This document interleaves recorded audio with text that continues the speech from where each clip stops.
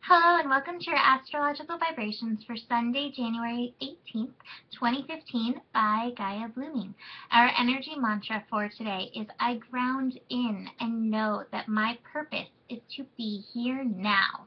And so we are at the final last few days of Capricorn, and today the moon shifts into Capricorn early in the morning. Actually, I'm not sure what time. What time does it happen at?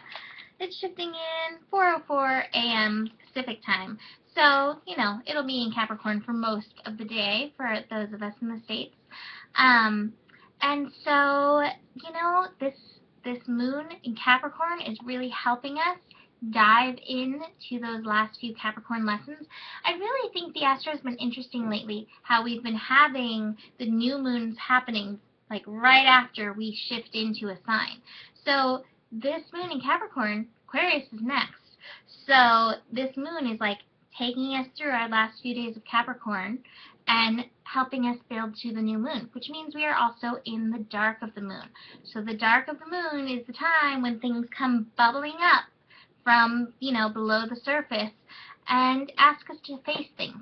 And I think it's interesting with Capricorn because, the earth energy loves to be productive and get things done. And so, you may be feeling really inspired to get things done today and to do and, all that. But I would love if you make a to allow list, that's Shannon's favorite thing, to allow, and remember to add surrender and relax to your to allow list. So we have Mars swiftly approaching Neptune. That's going to be happening tomorrow. And the moon is meeting up today with Mars and Neptune. So that may put a little whimsy into your day. It may put a little bit more of the relaxed energy, the surrender, daydreamy energy. It would be great if it brings in some creativity to you. So, and it also can bring in, that magical, mystical side that Pisces brings. It can bring up your intuition. It can heighten your psychic reflexes. So if you are in the to-do mode and you're finding yourself getting things done, just take moments to tune into you and make sure that you're not to-doing to avoid anything. I know I tend to do that. So, pay attention to that, because with the dark of the moon bringing stuff up, you're going to be feeling that. And then with Mars approaching Neptune, I think it's a really great time to look at, too, if you spend any time meditating or anything today.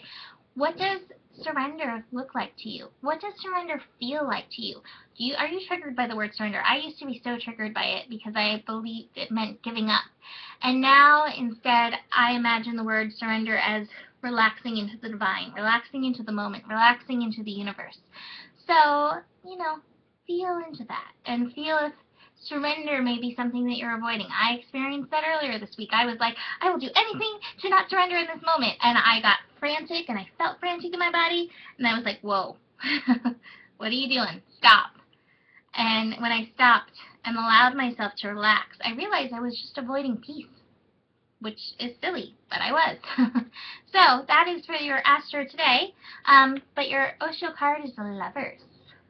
So make a little time to love yourself. This card can be about the other, but I think even more it's about loving yourself. And I have to mention there's a little Sri Yantra in there. And Sri Yantra is the sign of Lalita, who is the goddess of play. So add that to your to allow list and have a beautiful day. Namaste.